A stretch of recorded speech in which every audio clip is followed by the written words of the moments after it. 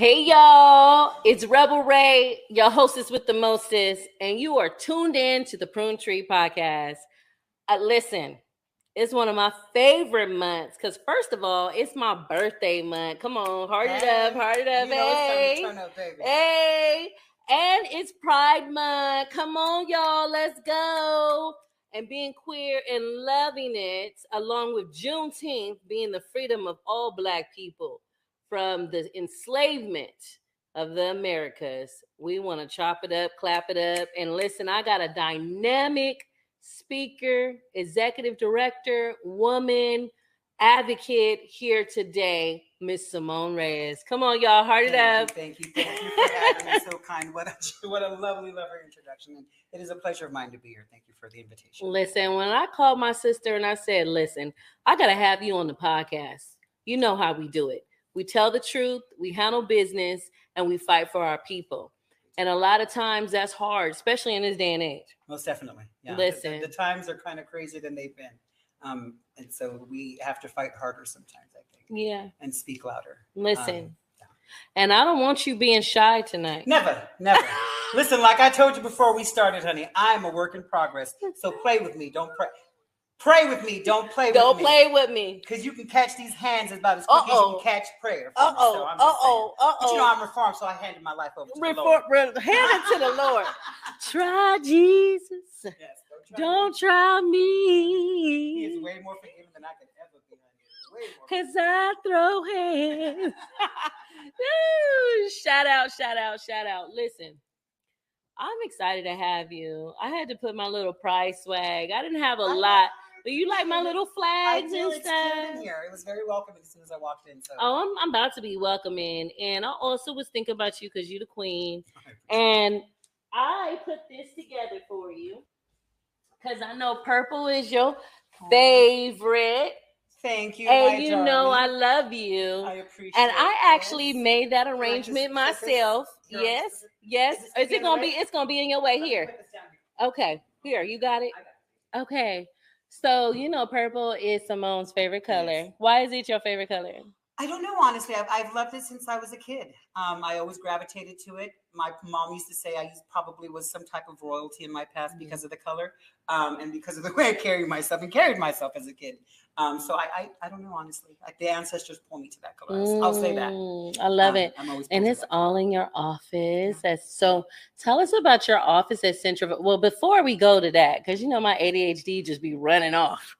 So you know I put that floor arrangement together. You know I got skills, right? Yes, I do. Mm-hmm. It's beautiful. And beautiful. You know I got them skills from working in the funeral home. Yes, my daddy made sure that we learned all of the trades when it came to the funeral business because he was not paying for nothing. So he had us doing everybody's hair, makeup. I learned how to do makeup from my daddy, y'all. So listen, and that's the importance of family business, right? Sometimes you have to tap into your resources within your roof to be able to survive. I love you. See, you just got that holistic lens of the family. That's why you're just the healer that you are. I don't know about all that. But I try to be at least a very warm and comforting space for people whenever I'm interacting with them. All day long. And with that said, let me present you with a couple of things. Oh, so, I love I noticed that you love your pens. Yes, I love my pen. Here's a Progressive Pride pen. That's right.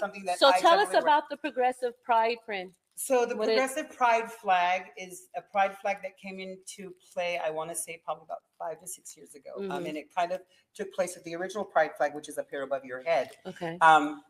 And so the reason we went from the original pride flag, and each color, I believe, holds some, and please don't ask me what they are off the top of my head because it's been a long day, but each color represents a certain aspect, trait, or emotion, right? Yes. And so as time progressed and the community started to expand even more and really identify into different segments, the trans and queer Black community felt like that flag didn't represent them, as you know. So the biggest thing right now, and if I'm skipping over, that's okay. Don't worry about it. So the biggest thing lately is we're getting the pride flag raised at City Hall, right?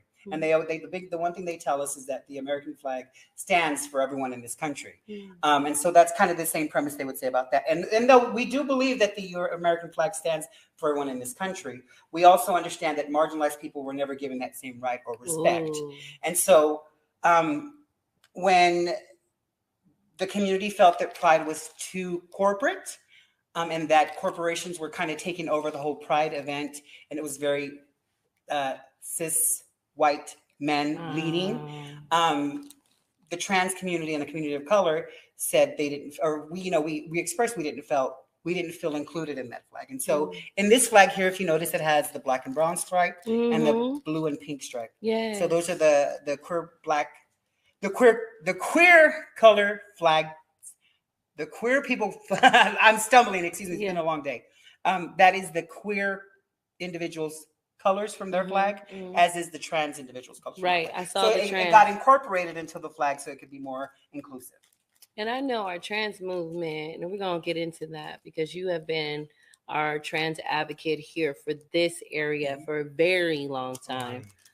There are other advocates, but if you want to talk about Queen Mother, you got to go through Cymone. You're so sweet. And you got to respect it. And so when we talk about inclusiveness and we talk about diversity, we're, as much as queer folk are individualized and as a collective, we're still struggling with colorism.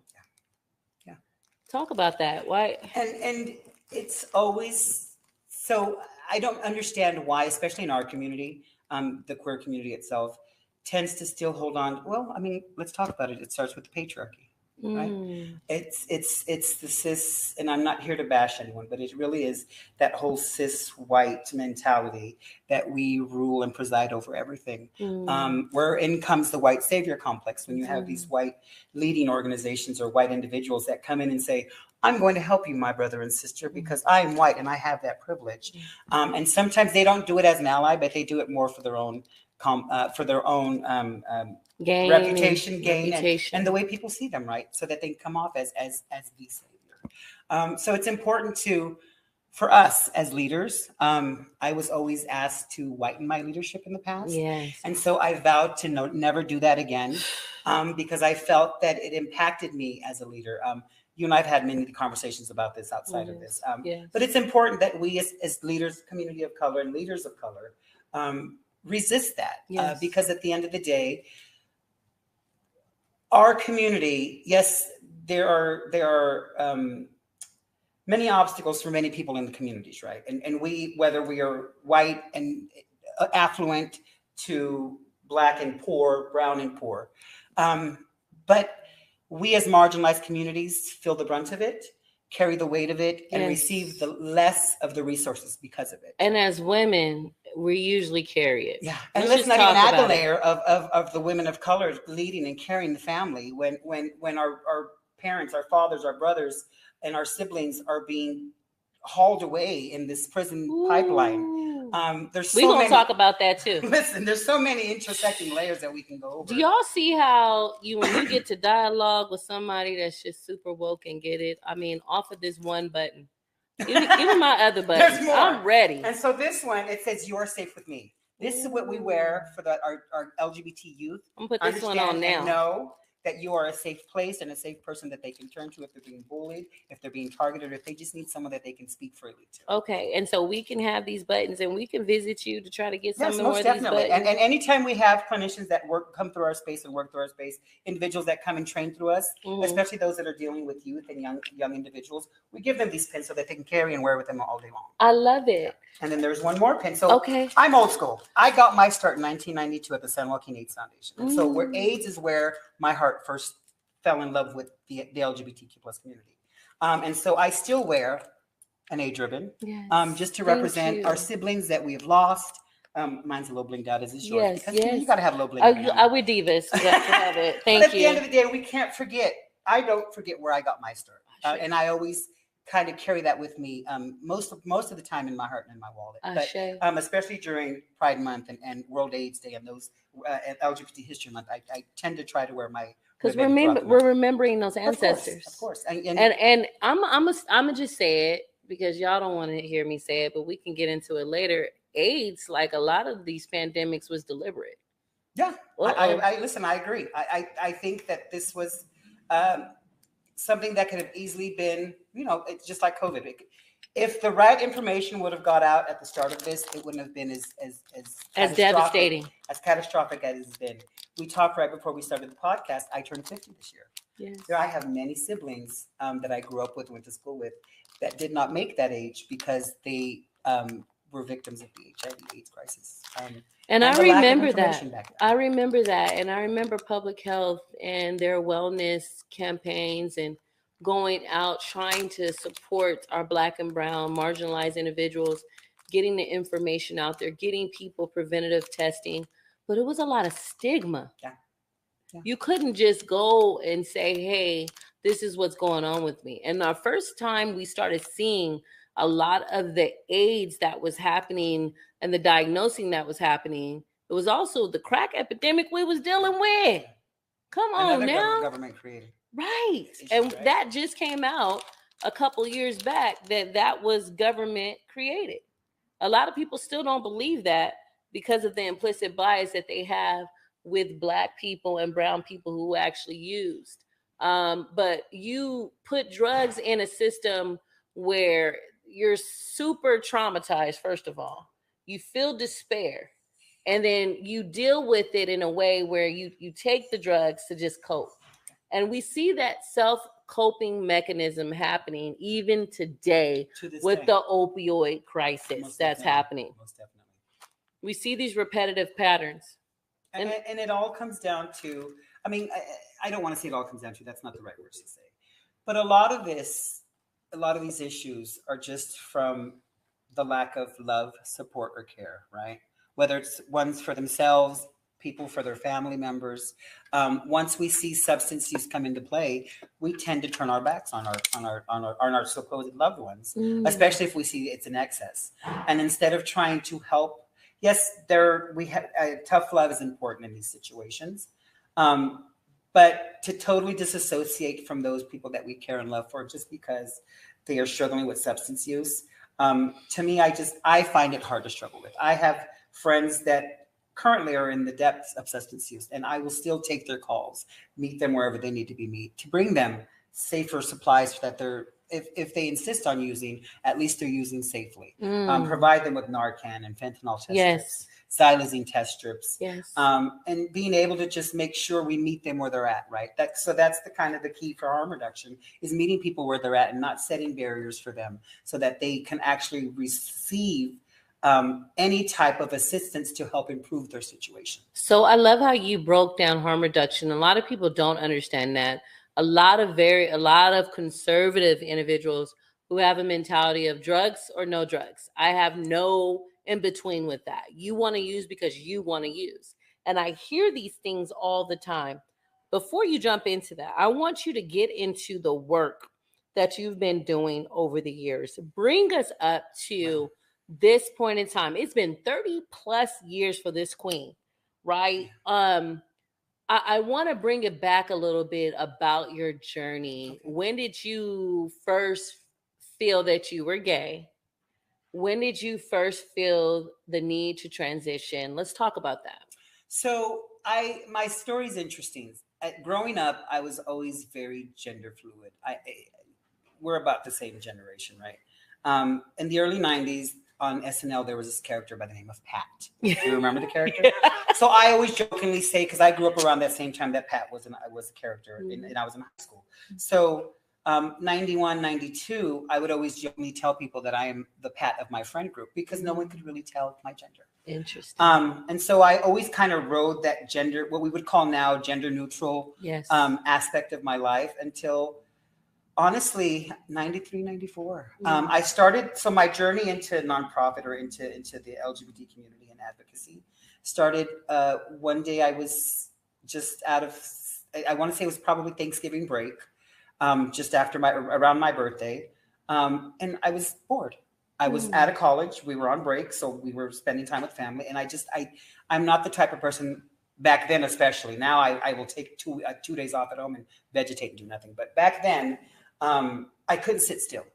And so I just needed to find something, an outlet to spend my time in. Happened to glance at the newspaper. My horoscope of all things says, devote your time to a community-based organization, i.e. AIDS Foundation. Interesting. And so I looked up the yellow pages. Back then you had yellow pages. I looked up in the yellow pages. Y'all don't know about them yellow pages. And I found that we have an AIDS Foundation here in town. And so I reached out to them and said, hey, I'm wondering if you guys are looking for volunteers. Yes. I'm out of school at the moment for break, and I'm looking for a way to spend my time. And so I went in and signed up. 6 months into that, my volunteering there. So I would go to school, and then right after school, we'll go straight to the organization and volunteer my time there. Do my homework, do what I have to do there, and then just go home. Because again, I didn't like to sit idle. And I understood, growing up on Stanislaus in church, that if you're out in them streets, you're gonna get your ass. You're gonna get yourself in trouble. You're gonna get yourself in trouble. Listen, I'm after hours right now. I don't know about you. You grown. You can cuss. It's podcast time. And so I chose to keep myself busy in that aspect. Started off as a volunteer. Within 2 years, was offered a position as the volunteer coordinator. 2 years after that, I was offered the position as a special events coordinator, and then I sat in as interim director for about 4 to 5 months while they found someone to fill the spot. At that point, I was also an HIV test counselor. Wow. And so having to tell individuals on a weekly basis that one, they were HIV positive, and then having to have them bring their partners in to give them that, I started to burn out. So 99, 2000, I left that. My dad was getting a little older in age, and so I started to stay home and help take care of him. My father passed away. Still really wasn't ready to introduce myself back into the community, because again, having to see and tell. At that point, I want to say my number was at 78 people that they were HIV positive. And then knowing at that time it was a killer. It was a killer. And so that just weighed heavily on me. And so I just helped with my father. He transitioned into one of our ancestors. Started driving a bus, of all things. I needed something to fill the time. So my sister was a school bus driver. She worked for Laidlaw, small but the little buses. And I started driving around. Small but the little buses don't play. I like that. I started driving around Down syndrome and interestingly enough, kids that go to children's home. So that's where my affection for youth that are going through behavioral issues came from. Because the staff at children's home were always amazed that I can get my kids to behave on the bus. And it was just a simple reward system, girl. Right. Every 2 weeks, if they all got good grades at school, I would have a pizza party on the bus while we drove home. And they had a reward system, right? They had something to look, and it was interesting. I did the same thing as a clinician. Listen, and they self-regulated, because when someone got in trouble in school, man, you're going to mess up our pizza. What are you doing, bro? Get it together. And so it helped them at school. And so it worked both on the bus and at school. After that, this is where the fun part comes. 2003, 2004, my father passed away in 2000, 2001, 2002 process, not really processing, but moving on forward, kind of trying to bury the pain, got involved in substances, got involved with the wrong crowd. I ended up in prison for 3 years. And interestingly enough, I ended up in a male institution for 3 years. Interesting. Now, this is 2003. So back then, you didn't have the option to go to the prison of the gender that you were. You didn't have that option. No. And when did that change? I want to say that changed in 2013, 2014. So I had already been out at that point for a while. So yeah, they made me cut my hair, girl. My hair was long, down to my ass almost. They made me cut my hair about that long. But these didn't go anywhere. So here I am walking around like a bald-headed titties flopping because they wouldn't give me a bra. I mean, it was a mess. That's horrible. That is absolutely horrible. That's absolutely. So I would always wear 2 shirts and a jean jacket my whole time just because I wasn't going to expose my nipples. Wow. But after that, I came out and just started doing the work again because I thought to myself, okay, I'm a convicted felon now. Who the hell's going to hire me?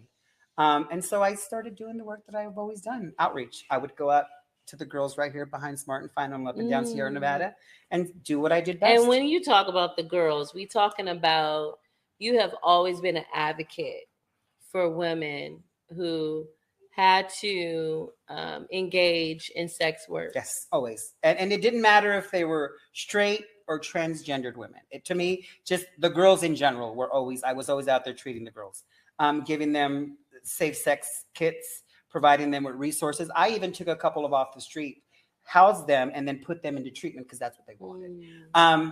Then I heard that there was a Pride Center in town. I heard that someone that I'd gone to school with since kindergarten, I'd known for many years, had opened a Pride Center. And so I popped in on Nicholas right here on Shout out to Nicholas. Sutter Street. Shout out to Nicholas. I said, bitch, I heard you have a Pride Center. Excuse me. How dare you not call me, of all people, to help you with this? And that really was the start of me never leaving. I kind of forced myself into there, and it just kind of went from there. I ended up leaving after about 6 months for health issues. There were some issues with my heart. I had bradycardia, which is a low heart rate. But they got that all under control. I'm good. And was able to go back in a couple years when they started the counseling program. I started and oversaw the counseling program for 2 to 3 years when they asked me to become the executive director. And then I transitioned out there and went into Central Valley Gender Health and Wellness. So you told your whole life story in like 30 minutes. I want to slow that down. Sure. You pick out anything you want and we can go deeper into it. I want to talk about just your advocacy for the reentry program. And now they're calling the justice served population, because it's hard for Black and brown folk when we get into that prisoner pipeline, even from the school, right? What would you encourage leaders in this moment in time just to support and the decrease in disparities that we're seeing with those that are locked up? I think I would say, let's be open. As leaders in this community, we need to be open to those that are coming out of incarceration. Because what I find even to this day is many people will find out or learn that someone is straight out of or fresh out of incarceration and think, oh no, they're obviously still bad, and so we can't deal with them. And so they miss opportunities to work, opportunities to become viable citizens, opportunities to prove themselves as someone who's been reformed.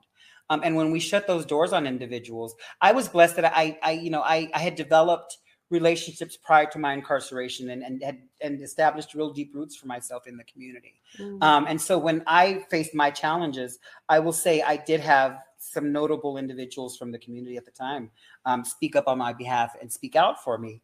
But I also understand that that's not the norm. So we need to be more open to just even having a conversation. If you have someone that comes into your space who's formerly incarcerated, whether it's for treatment, services, or a job, and you feel that they're probably not a good fit, sit down an extra 10, 15, 20 minutes and then say, hey, you're not a good fit for us here, but let's work on a couple things, improve this, get some more training in this.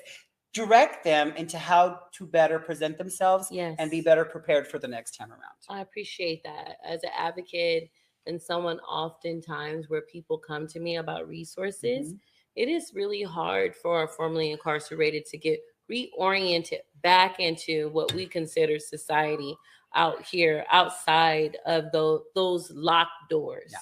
And a lot of times too, there are so many discrepancies or just barriers to getting reoriented back.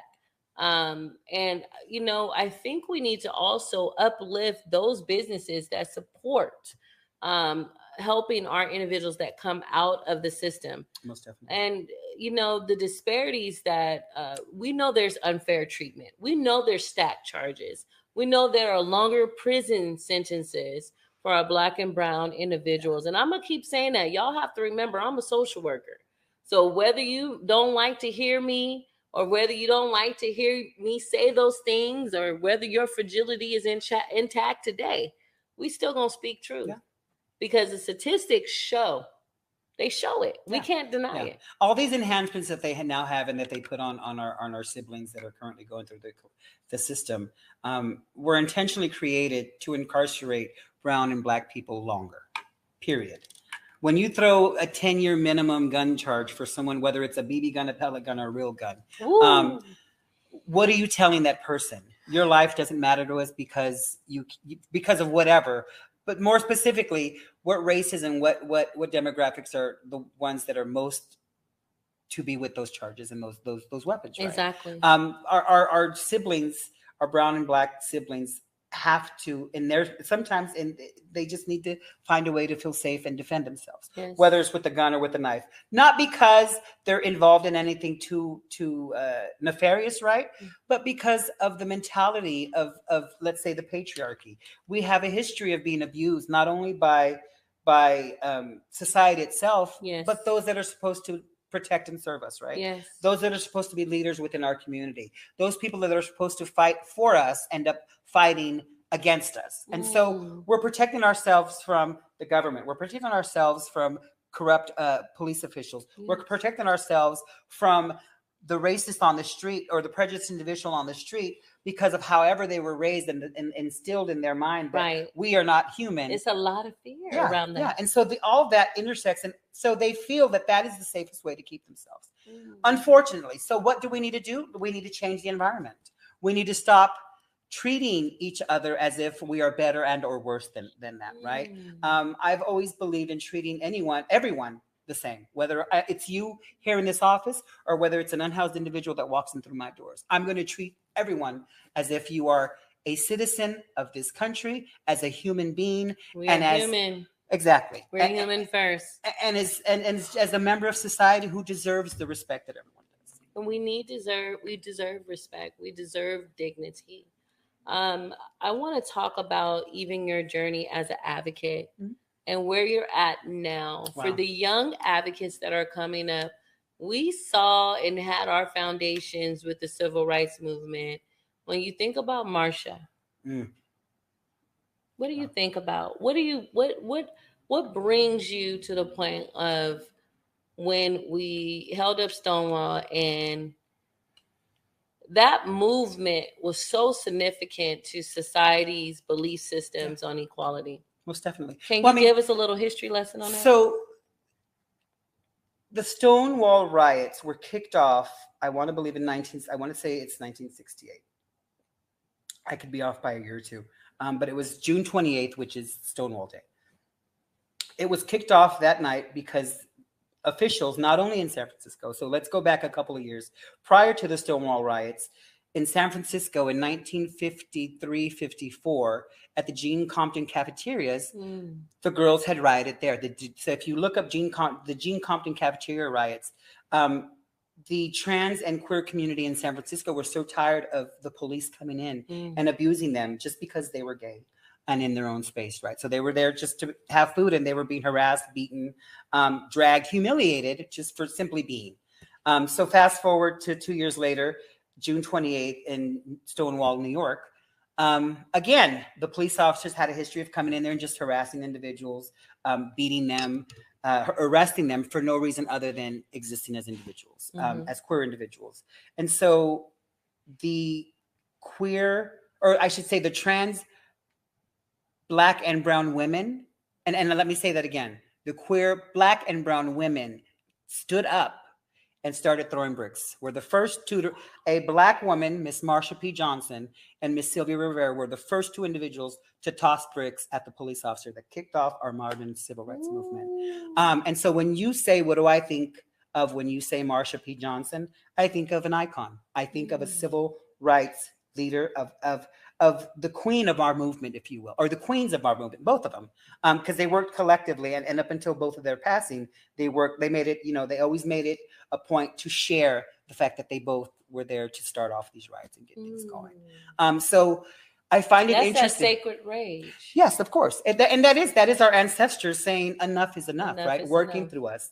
And so when I hear, and so I am sometimes a little saddened when I hear comments, especially more recently with current political environment, right? I hear a lot of my gay white brothers saying, well, we should keep the L, the G, and the B, but get rid of the T and everyone else.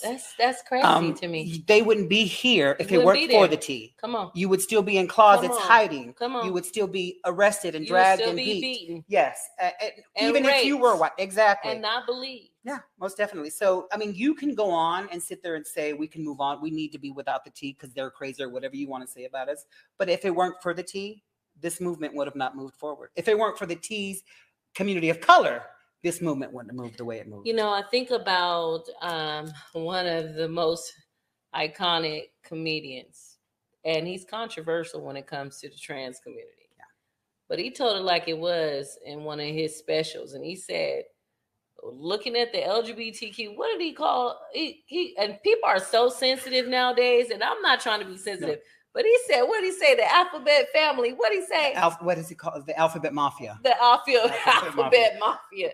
Listen, and honestly, that should be worn as a badge of honor. I don't know how that's offensive. Because we said this earlier. I'm from a generation where you talk shit, you get hit. You know what I mean?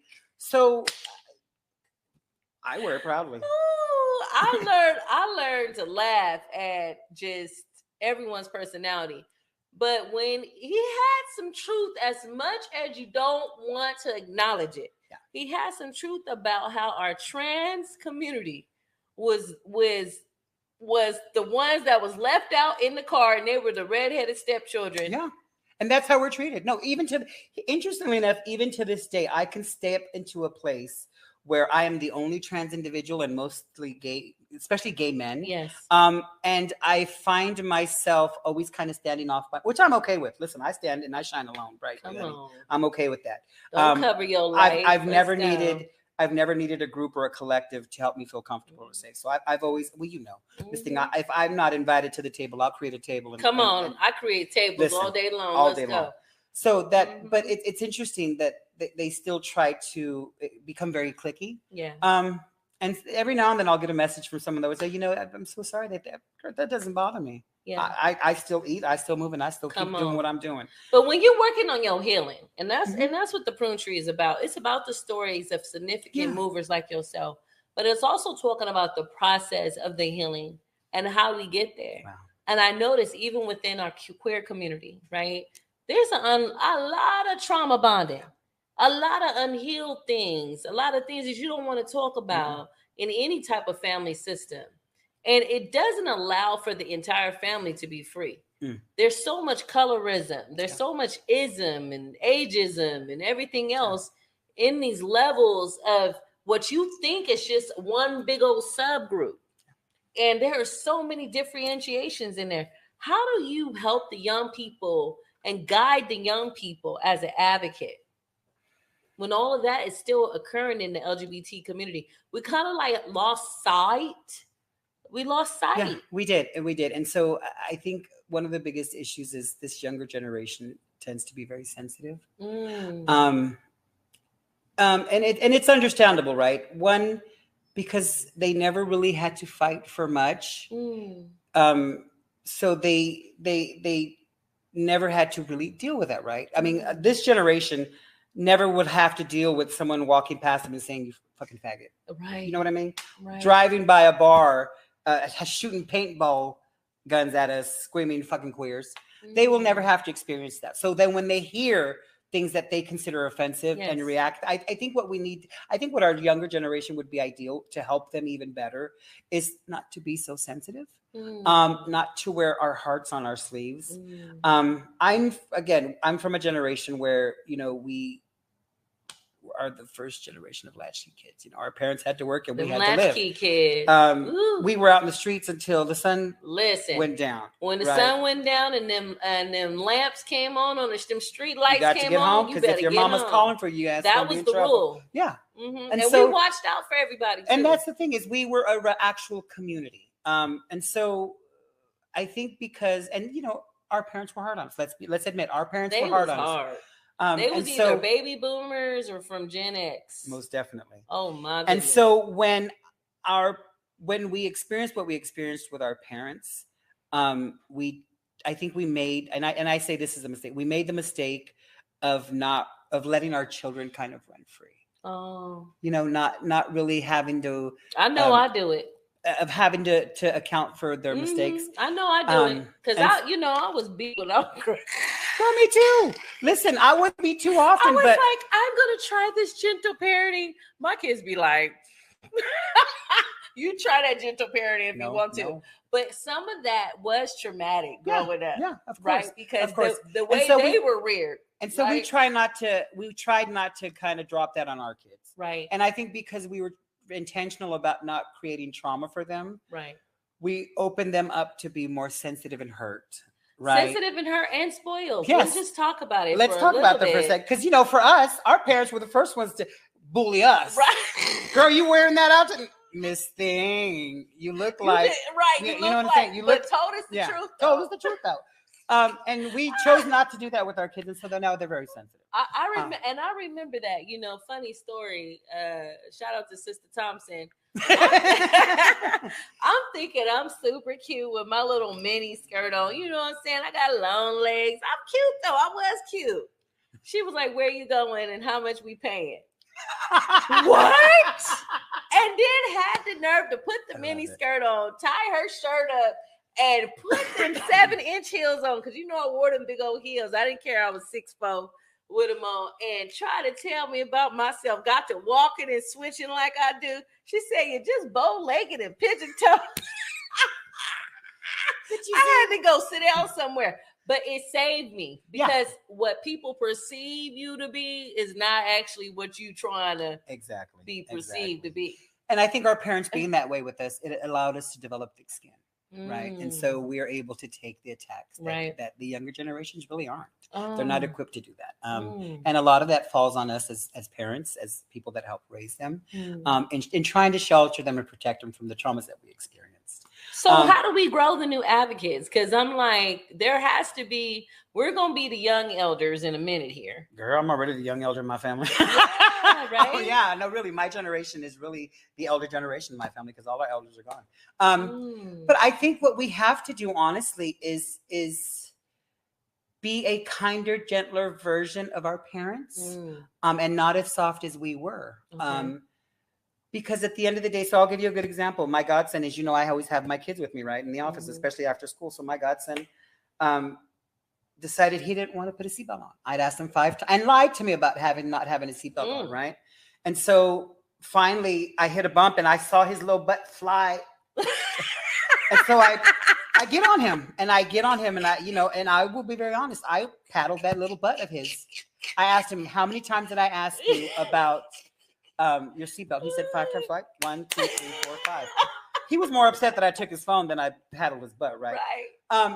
But the next day, my sister, his grandmother, and I were sitting to have a conversation, and she asked him, "Why did you get in trouble?" Nina, I'm his godmom. Nina was mean, and I said, "Oh no, little boy." I said, "Here's what we're gonna do." I said, You almost broke your neck going over that hill. Yeah, I said, "Here's what we're going to do." I said, "You are 8 years old and you are old enough to start understanding that we will take responsibility for our actions and own up to what we do." Nice. I said, "I spanked you and you were in trouble because you chose to fib and put yourself in a situation where had I been in an accident, you could have been hurt." I said, "So I'm only doing this because I am protecting you." I said, "I don't want to ever spank you again. So please don't put us in a situation where we have to be that, because that's not where I want to go with you." But I need you to understand. Yeah. And I need you to understand, though, that because I love you and you chose to go this other direction, that these are the consequences of you doing this. But understand that I need you to, as a young man at 8 years old, to learn that we will be taking responsibility for our actions. This letting it slide because you're a baby. No, that's done. You're old enough now to understand, and we will move forward in that direction. Listen, so it's taking that time to actually parent, know where your triggers are too as a parent, right? Yeah. Because I don't discipline when I'm angry. I take my time. I breathe through it. Yeah. Because y'all find myself in jail somewhere. The way these kids will push you to the limit. Okay. But it's important to set boundaries with our kids. And I think a lot of, and us as parents, I think a lot of us, especially those of us born in the early 70s, right? And when we started to raise our kids in our 20s, early 20s, mid 20s, we didn't want to create that. We were trying to break the cycle. We were trying to break not realizing that we're now setting our kids up for a different type of trauma, right? Yes. And that is the ugly world we live in. Yes. I feel that we sometimes as parents and as adults, we failed the younger generation in that aspect by not allowing them to really experience life as we did. Maybe not to that extreme, right? It's building also that kind of resistance and that path, that rites of passage to adulthood, right? And just really kind of understanding that.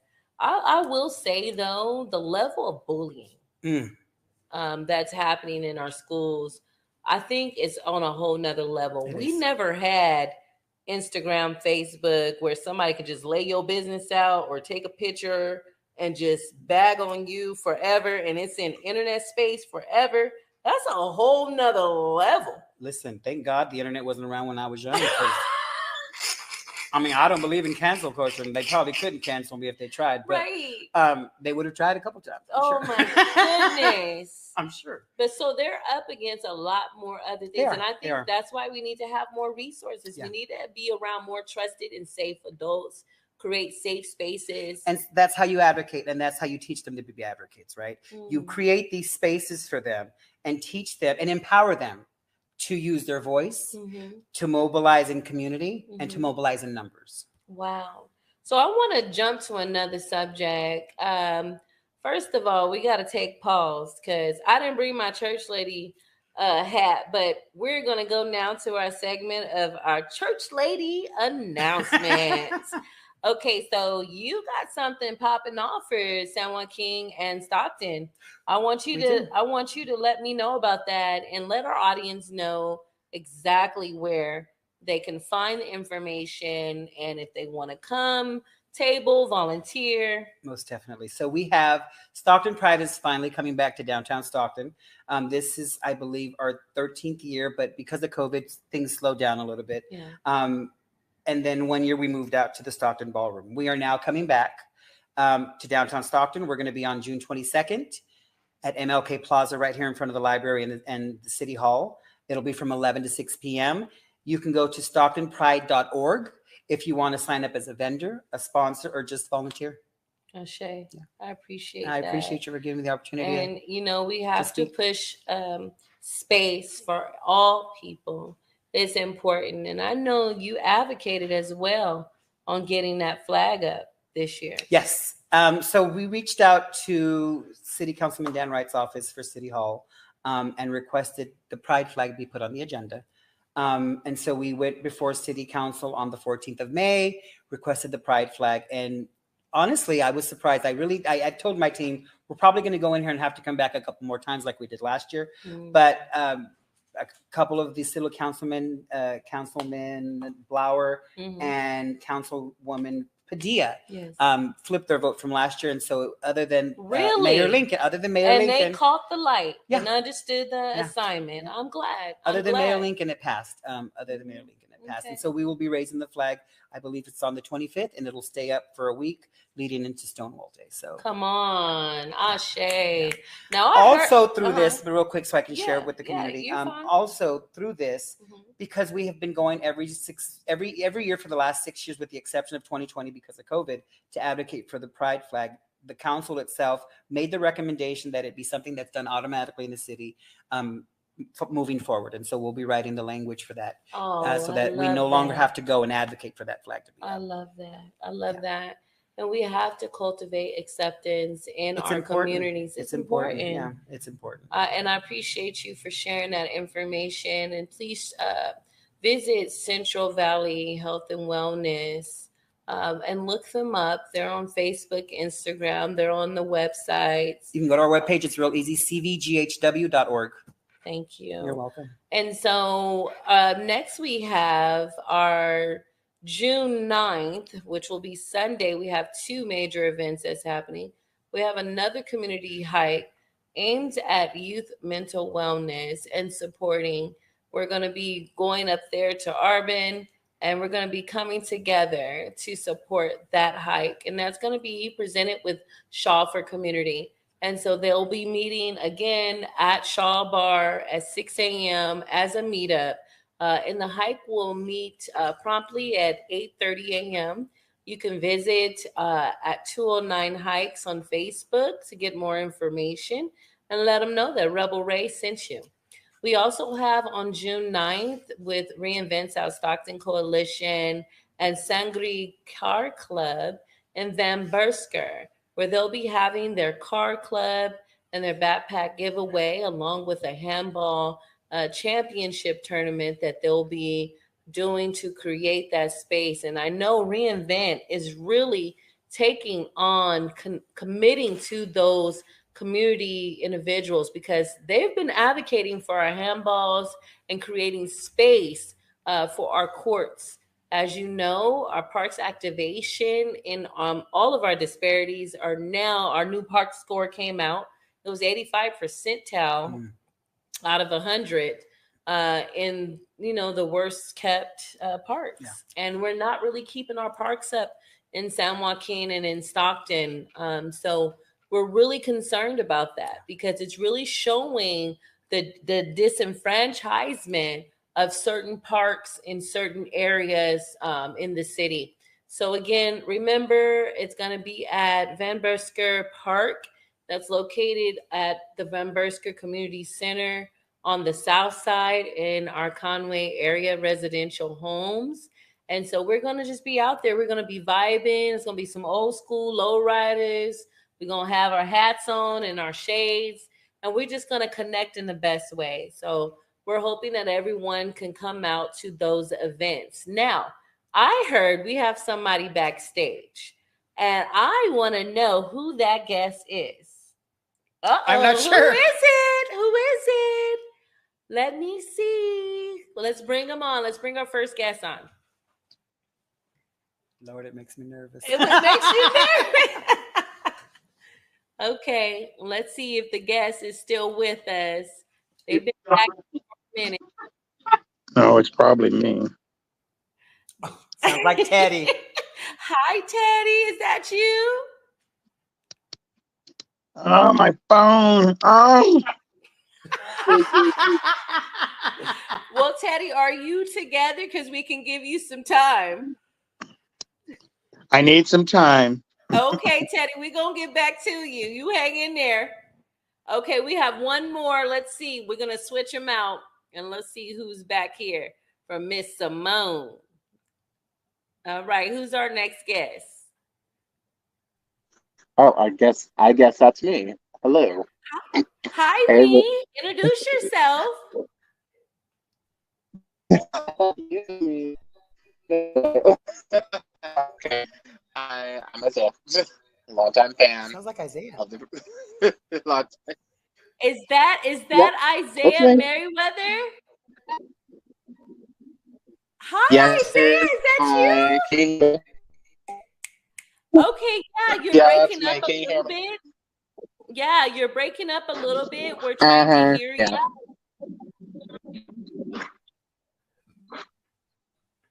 Yeah, you're breaking up too. So yeah, here we go. Okay, now we can hear you. Hi, Isaiah. Thank you for coming on with us to be with us. Hi, Isaiah. Thanks Of for joining course, us, I gotta support my team. That's Thank right. you. So, Isaiah, I gotta support y'all. I love it. So please introduce yourself and let us know what's your relationship to Cymone. All right, so hi, I'm Isaiah Merriweather. I'm an outreach educator and worker for Central Valley General Health and Wellness. I have the pleasure to have known Cymone, and she's just, what can I say? She's an amazing leader. So sweet. That is very sweet. That's very sweet, Isaiah. So please tell us, what are y'all doing at Central Valley Health and Wellness? I know you've been doing a lot of work with our Black LGBTQ community. Please expand on that a little bit. Oh, okay. So I'll gladly will. So what don't we do? We assist in harm reduction in all of its forms, from mental health to substance prevention awareness, alcohol abuse prevention awareness, plan on peer support. Ooh, what do we do? And as for like the LGBT Black population, CBHW, it's many different social groups. We have a queer Black support group that meets every second Wednesday of the month. That's awesome, Isaiah. And please feel free to drop that in the chat. We're monitoring the live chat. And shout out to Mafe, shout out to Khadijah Warren and Michelle. We see you in the chat. We thank you for joining us. This is a beautiful time to have the movement and connect in the way we need to. I appreciate you so much, Isaiah, for coming on and showing Cymone love. Thank you, Isaiah. I appreciate you, my dear. Of course. Okay. Khadijah Warren, I will say, was my godson's preschool teacher. Wow. Absolutely loved her. Yeah, he loved her as well. Yes. And Khadijah actually, we go way back. My shout out to my sister Renetta. They went to school together. Oh, sweet. So Cool. I actually knew Khadijah when she was younger. And I think she was in the crew with my sister and them. And I remember I had to get a bully off of them one time. They were, yeah, it was trying, but yeah, that was at Stagg High School. Okay, who's our next guest that came on? Teddy, are you ready? Come on, Teddy. Let's see if you ready to come on. I'm here. Hey, Teddy. How you doing? Teddy, before he starts, Yes. let me just kind of blow his whistle for him just a little bit. Okay. So Teddy is one of the original founding members of the Stockton Pride Committee from year one, and has continuously supported and rode with the organization, the committee itself, even through the turmoil of like a couple years ago, right? And when I decided, as I was transitioning out of my last position into where I am now, when I decided to register the organization as its own entity and as its own standing 501c3, Teddy was all for it, and actually it was encouraging that we do that so that it can continue the work that it was doing in independent hands and not tied into one organization or another. Right. Yeah. So I appreciate you, Teddy. And Teddy, what do you got to say about our sister today? Oh, what can I not say about her? She and I have been together a long, long time, and she's an advocate for so many things, and she's a fighter. She's definitely a fighter. And that fighter is what brought us today, because us rebels got to stick together, baby. Most definitely. And a lot of times people don't like to hear what we have to say. But I notice if me or Cymone or some of the other friends, we going to tell it like it is. And it's really out of love. Can you tell us about a memory that you had with Cymone that you really felt she advocated in a way that got things moving for the community and others around you? Well, one of the things that was a big thing was the raising of the flag every year. She and we would make it a point to put it on our calendars for May, so we would make sure that we'd get to the city council in June. But every year, without fail, she would rally people together. She would rally the city council. She would make sure that we were all gathered together to make sure that our community was recognized. And even though it's just a flag to some people, they don't seem to understand it, that the visual of that flag shows that there is a safe space, that somebody is thinking about you, somebody cares about you, that you do matter. And see, I'm one of those old schoolers. I was at Stonewall. So I know what the fight was all about. I was in the fight. And I've been fighting ever since, and I will continue to fight until I can't breathe. Ashe. We fight for all human rights. We fight for the ability to be seen and acknowledged. We fight for the ability to be heard, to hear our stories and not be erased. See, a lot of people try to erase the struggle. Yeah, they do. They don't even know how we arrived here sometime, but you have to understand your history, because when you carry the torch of your ancestors, you could carry it in a way that supports the lives of so many others. And that's what a lot of people don't understand. I'm sorry, I didn't mean to interrupt you, but that's what a lot of people don't understand. And I feel very strongly, and it's very important to me, that this younger generation know the history, because if you don't know where you came from, you have no clue as to where you are going. Right there. Woo, that's powerful. That part right there. That's powerful. We're talking about roots tonight, right? We're talking about this sacred Teddy tree. is he's the age of our parents, and for an individual of that generation to be able to be woke enough to understand is amazing. And so I consider him really one of our living ancestors, because he's been through the struggle. He's been there on the front lines back when he was a youth, and still stands and still fights with us today in this small little community. So. And Teddy, you really have survived a lot of the epidemics that really target the queer community. the hate campaigns also. What would you tell the young people today, other than understanding your history and understanding your lineage? What would you tell them to leave them inspired today? I want them to understand that you cannot expect everything to be handed to you. There are Woo! things that you are going to have to fight for. If you really want it and it really means something to you, you have to go out there and you have to stand up and you have to open your mouth and you have to tell people what you want and you have to show them why you deserve it. Not just because you're there. You have a need to show them that I deserve this. Ashe, Teddy, spoken like a true king and spoken like someone that has understood the assignment, carrying the ancestors' voices. And that can be heavy at times, and especially when you have survived what you have survived and saw so many pass away, so many names that go unnamed. This Um, is true. I lived through the AIDS epidemic firsthand. I don't have enough friends and of their fingers and toes to count the people that I've lost in my life. And a lot of people don't understand. I'm former military, and I have literally traveled this globe, and so I have experienced racism as well as hate against the LGBTQ community on 6 of the 7 continents. I've mm. seen it firsthand. So I know what the struggle is all about. So when these youngins,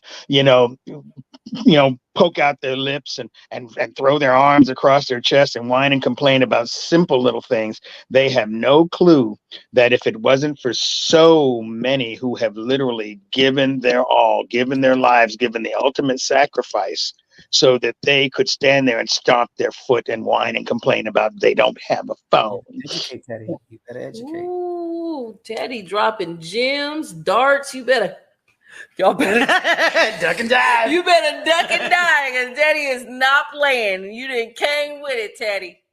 Listen, I appreciate you. You have to appreciate someone like that, right? Yes. And that's why I love having him on our team, because he really does kind of, especially when he sits down with the younger generation, they kind of get an eye opener as to what we really had to go through. We didn't have the luxury and the privilege of being accepted like the rest of us. We fought. My generation, especially Teddy's generation, fought to get the young queer community to where they are today. Wow. And so I chuckle sometimes when I hear people say, well, I demand that you respect me. Well, I'm sorry, sweetheart, but respect is earned. It's earned. It's earned. And so if you're going to come up here and demand things, then you obviously aren't going to get the respect you feel you need or you deserve. So I think it's just really, I find that the younger generation can be a little militant. So to go back kind of one of your questions in the past, and maybe just for there to be more understanding between everyone as a whole in our community, maybe just come in with a more open heart, right? Not expecting or demanding as much as you tend to think you are. That you need. Yeah. Well, not even you need, but sometimes they demand things that they feel they deserve or earned. Let's start with the simple things. Just pleasantries first before you go straight into the, well, I feel that I'm blah, blah, blah, blah. It's and lead them with love. Most definitely. And that's the thing, right? So I used to say this when I first started kind of going out and speaking, is our community tends to lead with its trauma. Without healing it, right? Slow down. So they wasn't ready for that. No, but we do. We lead with our trauma. Something happens to us and that drives us to move. And yet we move to the point where we burn ourselves out. And so we never really address that trauma. So we're burnt out, we're tired, and we're also dealing now with whatever experience led us to be in that case. I think that we as leaders need to tend to remember, you too, ma'am, yes, is to pull ourselves out of situations and let ourselves deal with whatever trauma has us going. And I'll share another thing real quick with you. And I learned that firsthand. So at one point I was going to visit a partner of mine who was incarcerated, right? And so it's no secret that I am a proponent of medical marijuana. I've had my card since 2008. And so I would smoke before I go in, right? One day the guard smelled marijuana on me. And so she was like, well, I can't let you go to this visit. I said, I have my card, honey. I said, and according to the lawsuit that one of your employees filed, the judge says anyone with a medical marijuana card, as long as you're not smoking on the premises or don't have it on your body, I should be okay to go on a visit. So I'm not going to miss my visit. They decided to strip me out. Oh, no. They put me in front of a bunch of men to strip me out. And so that really... I knew they were wrong, but I let it go through because I wasn't going to let anything interrupt my visit, right? But as soon as it was done and my visit was over, I walked right up to the sergeant. I said, just so that you know, that entire situation that just happened was completely wrong, and you fucked up. I said, I am now going to go to your heads in Sacramento. One to do it. And so, and really what ended up coming from that is I reached out to, at the time, Assembly Member Eggman's office, and her office got in contact. And so August of that year, all the training, all the visiting sergeants were retrained on how to properly address That's right. The LGBT You community. do not disrespect in that way. No, and you don't. have And to so lead with humanity and dignity. And so because of that situation, I started to lead with my trauma, right? I was coming and gunning for them. It really took me to step back and say, wait a minute, this is the wrong way to go about it. Yes, this has to be addressed, but I'm really addressing it with anger. And so let me deal with this anger first so that I can move forward more open-minded and more unbiased to the situation. And I'm so proud of you because I remember pairing up with you and going to the sheriff's department. And we went to the cadet school and we talked about the issues. Yeah. We really did. You know, I still do that. I still go twice a year. I love it. Yeah. I still go twice a year. We talked about the issues, and this is the things that a lot of our constituents or our followers or our supporters don't know we do. Yeah. We're fighting for you in our sleep. We're praying. We're connecting. Continuously. We're picking up that phone call when nobody else will pick up. And we got to pray for our leaders, whether you believe or not in how we conduct ourselves, or whether you think we crazy or we don't fit the leadership role that you think. There's always someone out there that we see because, you know, we do it out the goodness of our heart, but we do it because there's a higher calling. Yeah, most definitely. There's a higher calling to this work. And I want you to briefly, you brought up Senator Susan Talamantes Eggman's office, and shout out, she's one of my favorite senators. You talked about the ability to advocate, and you went to her. But she also advocated and uplifted your namesake at the Senate, correct? Yes. 2 years ago, just before I left Pride as a director of Pride, that June, I was honored along with 12 other individuals as LGBTQ. We were honored by the Assembly for our work within our communities. So yeah, she presented my name and they accepted it, and I was honored. Ashe. Yeah. And you're so modest with it, sister. What an honor. It is. But you know, honestly, I don't do this for the recognition. I was telling someone the other day, and I think I told you, I don't do this too often. I'm not one to sit down in interviews, but I love what you do. And, you know, we've always had a relationship since you came on as one of our clinicians at Pride. Even before then, when we did the Most Beautiful City thing in Denver, I think that's when we first came. Yes, we did. And so I'm not one for fame. I don't want to be in the spotlight. So it's interesting for me, just kind of taking on this work, having to navigate and deal with this. But I do it because it's important, right? I learned through, and I'm not trying to get political here real quick, but when Trump was in office, his first term, and hopefully there's not a second, but we won't even go into that right now. But in his first term, one of the first things he wanted to do was to erase the trans identity. He had transgender removed from CDC books. He had it removed from medical journals. And so for me, it was important at that point. So up until that point, let me say that I lived a very stealth life. No one knew I was trans unless we were intimate, obviously. And I never really answered the questions because for me, I always responded with, that's none of your business unless you're trying to get into my bed. But when he got elected, I felt it very important to be very open with my trans identity, because I think representation really does matter. At that time, I was in spaces that most trans people weren't. I was dealing with the chief of police's office. I was dealing with the mayor's office. I was dealing with senators and assembly members. I was meeting with the governor at the time and the attorney general to discuss LGBT crimes. But at that time, they thought I was just somebody's aunt who was just a strong ally. And that is so funny. Because there is this implicit bias and also a prejudice that is apparent, but also there's like this stigma of what they think a trans person is supposed to look like. So when Donald Trump started this whole anti-trans rant, and I would sit in these rooms and you would hear these people start to kind of pick up what he was saying, I would stand up and say, just for full disclosure, I'm hearing what's being said, and let me say that it's making me uncomfortable. As a trans woman who has worked with this group for the last 7 years. And the moment I said that, the jaws that hit the table, because no one knew, right? No one knew. I would have loved to be a fly on the wall. Look. And so I would have been looking around like, did anybody else catch that? And I really, when I would say that, I would literally watch some of the jaws hit the table, right? Because no one knew. And I never really, and it was never really an issue because we were there just to provide work and make sure that every community was addressed and represented. Right. So as far as they knew, I was just somebody's aunt who was really into the community, right? That is so funny. And so when I divulged that, you heard it, and I said, and so the one thing that we as trans individuals want is really just to live our lives. I said, I have been able to assimilate into society, and I understand that I have that privilege. Yes. I said, but a lot of our trans individual siblings don't.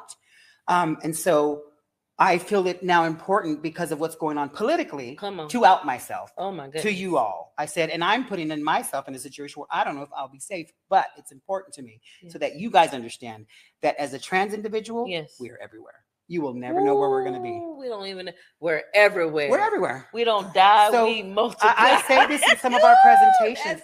The LGBT community literally intersects with every race, gender, and religion on this planet. There is not one space in this world where you can go where you will not see someone who is queer identifying. Ooh, especially in the arts, especially in everything that is love and connecting it with the heart. Most definitely. And so I giggle sometimes because, religious trauma is real. Let's not. Yeah, we don't say anything about our choir director who's right. We don't say anything about our neighbor down the street who's sleeping with Miss Agnes's husband, right? Let's not talk about all that. Religious trauma not is real. Miss Agnes' husband.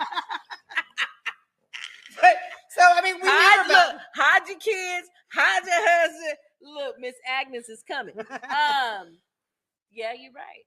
Yeah, and like with the good auntie spirit, you can talk in that truth. Yeah, and you have to. Sometimes you have to. Sometimes it's important to be visible. And so that's probably why I've always. So my kind of trek into this world was because I started at the AIDS Foundation. But 6 months into that, I realized this is where my community is. So I was going to school to do international business. I was going to go to Taiwan, make millions of dollars, come back and retire, right? Okay. That's what I thought. Okay. But 6 months in, I really knew this is where I needed to be. My community in this city, in this county, is really in need. Yeah. And not many people are speaking up on their behalf. And so they're scared to speak up. Yeah. And listen, my dad used to say the devil don't even scare me. And then that's true. There's nothing that anyone can say or do to me as someone who is a trans woman of color that has been in a male institution surrounded by a bunch of white men, at least where I was, a bunch of white guards and high level criminals, meaning like former cops and things. You obviously will be scared, but you don't let it bother you. You can't. If I lived out of fear, I don't think I would be as far as I am today. Y'all can cut that clip. Say it one more time for the ones in the back. No, it's true. You can't live in fear because if I would have lived in fear as a trans Latina in San Joaquin County, growing up in the 70s to now, honey, I'd still be in my mom's kitchen and you know what I mean, doing nothing, or on the street selling my ass.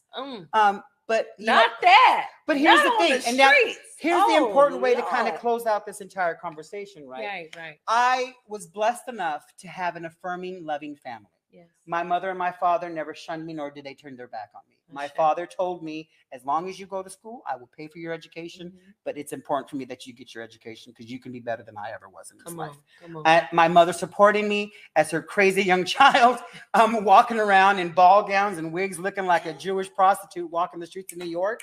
Why are you your imagery with your words though? Hey, you are too funny.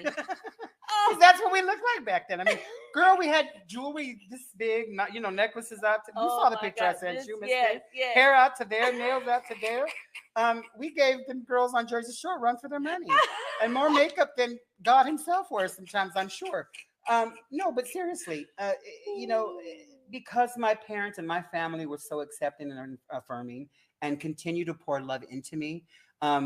Although I never experienced a lot of the issues that most of my siblings experience, I find that my cup is and my therapists have always said this, my cup was so overfilled with love that I in turn give that to my community. And that was that deep resiliency too, though. Correct, most definitely. And you have to be resilient. And then again, it goes back to, my parents instilling in me that I may be different, but I am no different than anyone else. Okay. I am just as viable as a human and a member of this society as my siblings, as my sister, as my brother, as my aunts and my uncles. And so they always instilled that in me. And so that's something we need to do. We turn our backs on our kids sometimes for things we may not understand, but really it's love. Jesus, Buddha, Allah, they all teach love. The core of their belief and teaching is love. I think if we all got back to what that really is, love, we would be a better society. And a lot of our civil rights teachers taught that. Love, and that was their real teaching. Yes, it really was just love and understanding.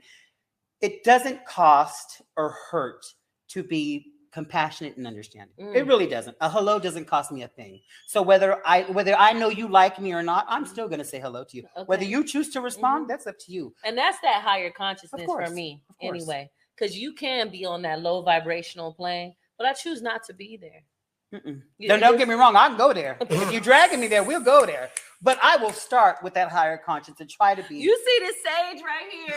Listen, I sage you in a minute and go on about my. Listen, don't play with me. I can't bring it into my spirit and my system anymore. I feel when you higher called and you doing what you got to do, you can't bring it into you. But let me tell you, it's been a privilege, and I feel privileged that you took it upon yourself to love on me, to be here with our viewers, to be here with our listeners, to be authentic, because you can't find that nowhere. You can't. Baby, what you see is what you get with me. Come on. And that's the way I've always operated. And being authentic, coming on here, speaking your truth, understanding, setting us straight, first of all, and sharing your amazing stories. I love you, Cymone. I love you too. Thank you for always being the queen that you are, always showing up no matter how we treat you. You show up. Yeah, I have to. And I don't show up for me or honestly for anyone else but my community. Because at the end of the day, that's my goal and my purpose. That's my calling in life, right? Yes. CVJW at this point is my life's work. I know that at some point I'm going to retire out of there, and I hope to leave an organization that is self-sustaining and doing great work for the community and actually bringing impactful change specifically to the queer and trans people of color in our county. Ashe. And nothing else don't got to be said after that. That's the legacy of Cymone Reyes. I want to thank you for joining the Pruned Tree Podcast. Find us on Spotify, YouTube. Find us on Facebook and Instagram. Follow us. Hit that like button. Share this interview, this podcast, because it might save a life. This is Rebel Ray. Peace. I'm out. Good night, everyone. Good night. Thank you. Thank you so much. You. I love you too. Oh, this was wonderful. Oh.